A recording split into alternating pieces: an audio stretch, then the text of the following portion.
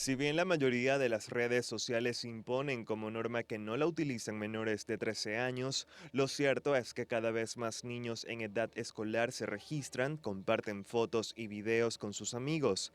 El mundo virtual es parte de la vida cotidiana de los pequeños. Por esto es fundamental saber protegerlos de los riesgos que pueden correr.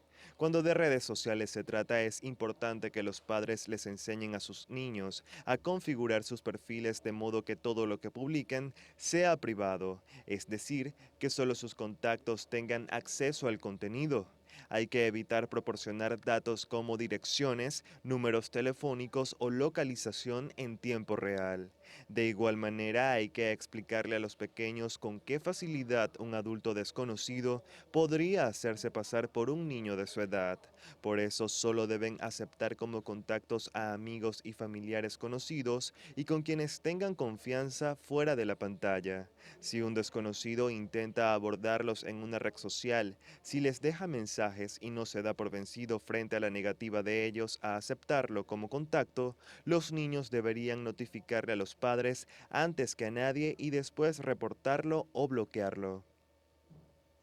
Gracias por continuar en nuestra sintonía, gracias por seguir con nosotros a través de la pantalla de Globovisión y también conectado en las redes sociales, @salud_gb y también por nuestro en vivo a través de Daniela J. Salas en este momento en Instagram. Ya tenemos participación de la audiencia, agradeciéndoles a ustedes que también consulten y participen con nosotros. Seguimos conversando con Juan José Moles, quien es doctor en psicología clínica y conferencista internacional. Estamos hablando sobre la pedofilia, qué hacer. Nos quedamos en un punto bastante interesante. A mí me gusta mucho esta parte porque es la credibilidad del infante, del niño, del menor, no solamente niños pequeños, incluso adolescentes. ¿Qué pasa con ellos cuando no se quieren quedar con alguien, cuando existe algún tipo de rechazo al círculo cercano? Por eso habla del círculo cercano, porque muchas veces son familiares o amigos muy llegados a la familia. ¿Cómo creerle y qué señales tenemos que y tener en cuenta? Fíjate,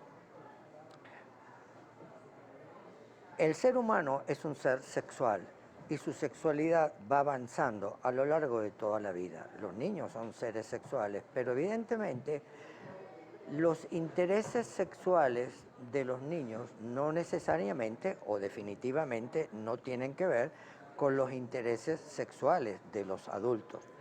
Hay que diferenciar lo que es la sensualidad de lo que es la sexualidad. La sensualidad tiene que ver con la activación de nuestros sentidos y el ir obteniendo un placer erótico en la activación de nuestros sentidos sin que necesariamente estemos buscando todo ese proceso de excitación, meseta, orgasmo, que es más propio de la sexualidad adulta. En ese orden de ideas, obviamente un niño en todo su proceso de ir conociendo su cuerpo, su sensualidad, cuando se encuentra con un adulto cuyo objetivo, en este caso pederasta, tiene que ver con un proceso más de excitabilidad sexual, cae en un escenario donde el niño no está en eso todavía y al no estar en eso se siente invadido en su propia intimidad.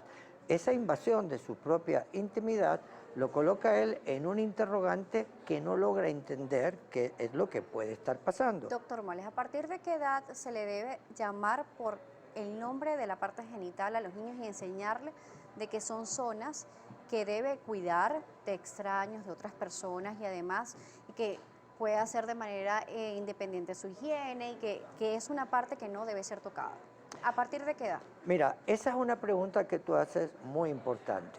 A partir de la edad en que el niño empieza a preguntar a los papás y los papás empiezan a responderle con la verdad. Estamos claros, quizá hay niños más precoces en edad, quizá hay niños, pero no atosigue usted a su hijo, porque en el desarrollo de la inteligencia, el niño va a ir dándose cuenta de que tiene preguntas y de que tiene respuestas, porque los intereses de su sexualidad van a la par del desarrollo de su inteligencia. En un momento determinado, el niño intelectualmente, inteligentemente se da cuenta de que hay otros niños que genitalmente no son Iguales. iguales. Y eso le va a generar una curiosidad y le va a preguntar a sus adultos, a su papá y a su mamá, pues sí, respóndale. ¿Tenemos que llamarlo por el nombre o como Por el- hace mucha gente No. que le cambia No. o porque son niños sienten temor a decírselo de alguna manera? Por el nombre. Yo entiendo que si tú, por ejemplo, tienes una pareja, a lo mejor le llamas Cuchi, gordito o como lo quieras llamar, pero sabes cómo se llama tu pareja. Pues exactamente igual con los niños. Dígale la verdad, lo cual no implica que tú le puedes decir al niño que cariñosamente se llama así, pero ese es el nombre, ese es el nombre. Dígale la verdad, los niños no son tontos. Eso ayudaría mucho a que el niño esté más prevenido y evitar Total que y lo toquen, por ejemplo, total y absolutamente. que los toquen de manera indebida. Claro, que lo toque de manera indebida. Yo soy papá también, yo tengo hijas y mis hijas tienen hijos que son mis nietos, que son unos niños y yo los quiero mucho, pero no me voy a poner a manosearlo. Pues claro que no. Por supuesto. Entonces iríamos en esa onda, ¿no? Ese niño empieza a darse cuenta que el que está en un proceso que de su sensualidad, del placer de ir conociendo su cuerpo a un adulto que está buscando otro objetivo que tiene que ver con la excitabilidad. No, ahí hay una incomodidad de parte del niño. Al principio de la entrevista hablábamos sobre la diferencia entre el pedófilo y el pederasta, pero ¿el pedófilo entra en una clasificación clínica en la psiquiatría? Y en la sexología. Muy bien.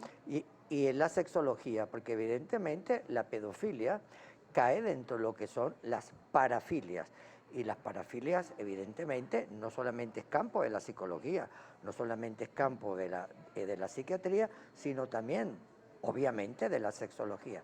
Fíjate bien, vámonos a la sexología y a la psiquiatría. Te voy a poner un gradiente de 3 posibilidades. La persona que se activa circunstancialmente con niños, la persona que se activa preferentemente con niños y la persona que se activa exclusivamente con niños. Aquí tenemos tres alternativas. La persona que se activa exclusivamente con niños, o sea, no se activa con adultos, se activa es con niños, tiene una fijación, tiene una fisiopatología y eso es una enfermedad de orden sexual. Y digo de orden sexual y no digo psiquiátrica porque es que la persona no tiene por qué tener alteraciones psiquiátricas propiamente dichas. Esta persona puede funcionar perfectamente en su ámbito profesional, en sus diferentes ámbitos de vida. No tiene por qué tener alucinaciones, ni delirio, ¿verdad? Ni trastorno de la orientación. Entonces, cuando estamos ante una fijación definitivamente de orden parafílico, tenemos un trastorno sexual. Ahora bien, hay personas que pueden ser preferentes con niños, pero que también funcionan con personas de su edad.